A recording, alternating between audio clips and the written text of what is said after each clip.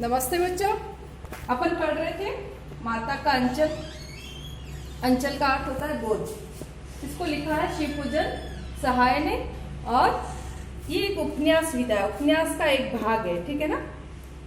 तो अभी तक अपन पढ़ रहे थे कि वो बालक जो है अपने किस तरह से अपने पिताजी के साथ में पूजा पाठ के समय भी साथ में रहता है। जब वो नदी के किनारे जो है वो मछलियों को आटा खिलाने जाते हैं तो भी उनके साथ रहता है। रास्ते में आते वक्त जो है छोटे झुके हुए पेड़ों पे झूला खाते हैं। इस तरह से सारे दिन जो है, सारी दिनचर्या उसकी अपने पिताजी के साथ में ही व्यतीत होती है। फिर दोनों आके मस्ती करते हैं, एक दूसरे को खट्टा चुम्मा, मीठा चुम्मा, और चुम्मा देते वक्त उसके पिताजी जो है अपनी दाढ़ी उसके गाल पे गड़ा देते हैं तो वो गुस्सा हो जाता है, उनकी मूछें खींचने लगता है। तो फिर पिताजी जो है झूठ मूठ का रोना शुरू कर देते हैं। इस प्रकार से वो बालक खड़ा खड़ा हंसने लगता है, और ऐसे जो है सारी दिनचर्या उन दोनों की साथ में व्यतीत होती है। चलते आगे। उनके साथ खेलते खेलते जब हम घर आते तब उनके साथ हम भी चौके में खाने पर बैठते। वह हमें अपने हाथ से फूल के एक कटोरे में गोरस और भात सान कर खिलाते थे, ठीक है। जब वापस आते थे मछलियों को आटा देके, फिर उसके बाद में दोनों साथ साथ में खाना खाते थे। और बालक के खाने में होता था गोरस, गाय का दूध और भात, ये दोनों मिक्स जो है वो उसका खाना होता था। जब हम खाकर अफर जाते तब मैया थोड़ा और खिलाने के लिए हट करती थी। वह बाबूजी से कहने लगती, आप तो चार चार दाने के और बच्चे के मुंह में दे जाते हैं, इससे वह थोड़ा खाने पर ही समझ लेता है कि हम बहुत खा गए। आप खिलाने के ढंग नहीं जानते, बच्चे को भर मुंह कौर खिलाना चाहिए। जो लेखक की माता जी होती है वो कहती है कि आप थोड़ा थोड़ा बालक को खिला रहे हो, और थोड़ा थोड़ा बार बार खिलाते हो तो बालक ऐसे समझता है कि मैंने बहुत सारा खा लिया, और जो है वो फिर अफर जाता है। तो इस प्रकार वो उसकी माँ जो है, लेखक की माँ कहती है कि बालक को बड़े बड़े कौर, जो बड़े बड़े ग्रास देने चाहिए। जब खाएगा बड़े बड़े कौर तब पाएगा दुनिया में ठौर। देखिए मैं खिलाती हूँ, मर्दुए क्या जाने कि बच्चों को कैसे खिलाना चाहिए, और महतारी के हाथ से खाने पर बच्चों का पेट भी भरता है।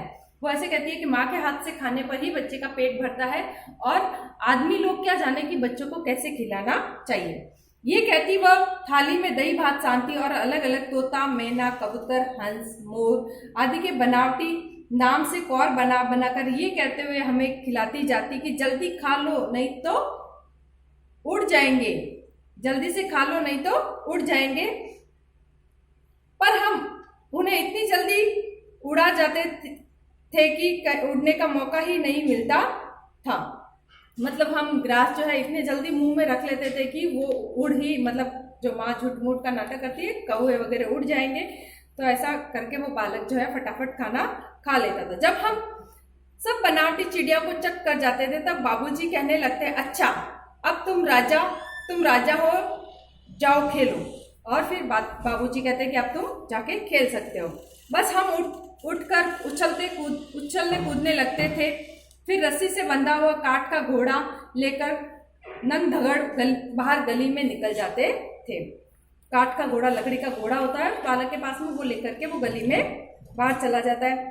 जब कभी मैया हमें अचानक पकड़ पाती तब हमारे लाख चटपटाने पर भी एक चुल्लू कड़वा तेल, सरसों का तेल हमारे सर पर डाल देती। हम रोने लगते और बाबूजी उस पर बिगड़ खड़े होते, पर वह हमारे सर में तेल बोत कर हमें उपट कर ही छोड़ती थी। फिर हमारी नाभि और लीलार में काजल की बिंदी लगाकर चोटी गूंथती और उससे फूलदार लट्टू बांधकर रंगीन कुर्ता टोपी पहना देती थी।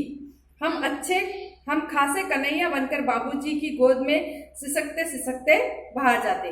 उनके बाल बड़े थे तो उनकी माताजी जो है बहुत सारा तेल, कड़वा तेल जो है बालों में लगा लेती थी, और फिर जो उससे चोटी बनाती थी, बढ़िया सा फूल बनाती थी ऊपर। इस प्रकार से बालक रोता रहता, लेकिन उसकी माताजी जो है वो बिल्कुल ही नहीं मानती, और वो अच्छे खासे फिर काली टीकी लगाती थी नाभि में और लिलाट में। उसके बाद में जो है वो बालक ससकता मतलब रोते रोते पिताजी के साथ में बाहर जाता है। बाहर आते ही हमारी बाट जोड़ने वाले बालकों का एक झुंड मिल जाता था। हम उन खेल के साथियों को देखते ही सिसकना भूलकर बाबूजी की गोद से उतर पड़ते और हम अपने हम जोलियों के दल में मिलकर तमाशे करने लग जाते थे। बालक जो बाल स्वभाव जो होता है वो थोड़ी देर में ही, बालक की स्वभाव होता है कि वो थोड़ी देर में ही रोना भूल जाता है और जैसे ही अपनी टोली को देखते हैं, खेलने वाले बच्चों को देखते हैं, वो सिसकना भूल करके बाबूजी की गोद से उतर के उन बच्चों के साथ में हो लेता है। तमाशे भी ऐसे वैसे नहीं, तरह तरह के नाटक। चबूतरे का एक कोना ही हमारा ही नाटक घर बनता था। बाबूजी जिस चौकी पर बैठकर नहाते थे वही रंगमंच बनती थी। उसी पर सरकंडे के खंभों पर कागज का चंदुआ तानकर मिठाई की दुकान लगाई जाती थी। उसमें चिलम के खोचे पर कपड़े के थाल में ढेले के लड्डू, पत्तों की पुरियां, कचौरियां, गीली मिट्टी की जलेबियां, फूटे घड़े के टुकड़ों के बतासे आदि मिठाइयां सजाई जाती थी। ठीकड़ों के बटखरे और जस्ते के छोटे छोटे टुकड़ों के पैसे बनते। हम ही लोग खरीदार होते और हम ही लोग दुकानदार होते। बाबूजी भी 2-4 गोरखपुरी पैसे खरीद लेते थे। इस प्रकार बाबूजी भी जो है बार बार उन बालकों के बीच में आके उनके खेल का आनंद लेते हैं। थोड़ी देर में मिठाई की दुकान बढ़ाकर हम लोग घरौंदे बनाते थे। धूल की मेट दीवार बनती और तिनकों का छप्पर, दातुन के खंभे, दिया सलाई की पेटियों के किवाड़, घड़े के मूड़े की चूल्हा चक्की, दिए की कढ़ाई और बाबूजी की पूजा वाली थाली, आचमनी कलछी बनती थी। इस प्रकार जो है वो सारे जितने भी व्यर्थ जो चीजें होती थी उनसे अपनी वस्तुएं बना करके खेलते थे। पानी के घी, धूल के पिसान और बालू की चीनी से हम लोग ज्योनार मीन्स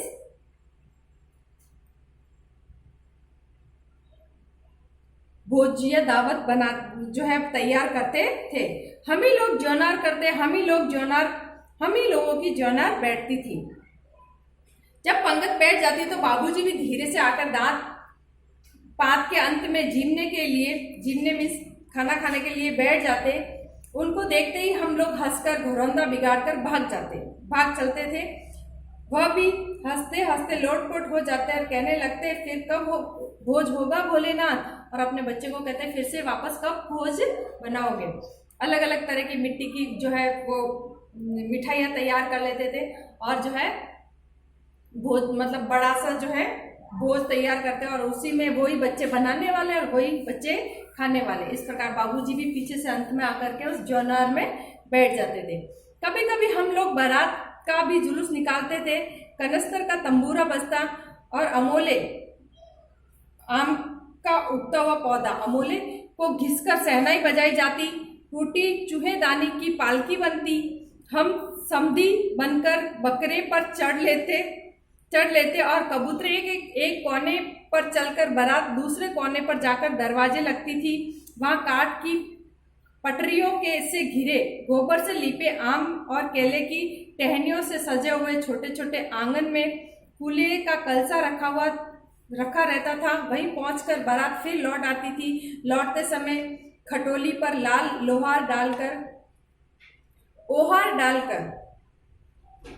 ओहार डालकर उसमें दुल्हन को चढ़ाया जाता था। लौट आने पर बाबूजी ज्यों ही ओहार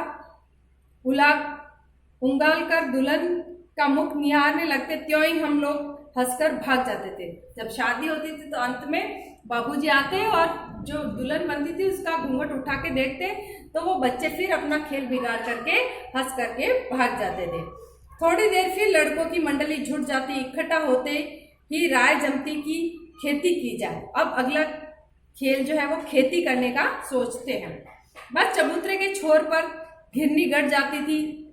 उसके नीचे की गली कुआं बन जाती थी। मौल से बटी हुई पतली रस्सी में एक चुंगड़ बांध गराड़ी पर चढ़ाकर लटका दिया जाता था। 2 लड़के बैल बनकर मोट खींचने लग जाते थे। मोट का जो होता ना जिससे पानी पहले बैलों से निकाला जाता था तो मोट का जो बना के उसको 2 लड़के बैल बनते थे और इस प्रकार से कुएं से पानी निकाला जाता था।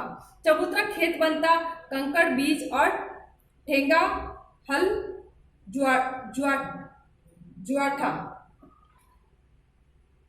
बड़ी मेहनत से खेत जोते बोए और पटाए जाते, फसल तैयार होने में देर न लगती। हम हाथों हाथ फसल काट लेते, काटते समय गाते, ऊंच नीच में बई किराई, जो उपजी सो भई हमारी। फसल को एक जगह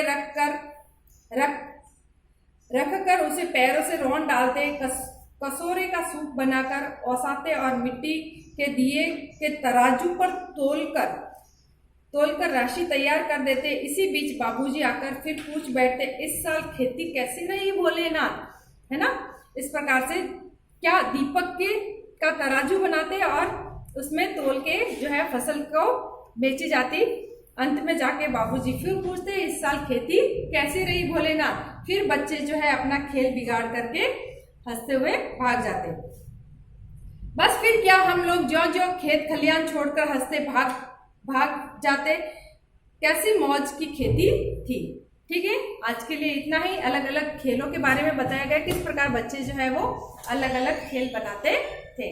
मिलते हैं आगे। ओके।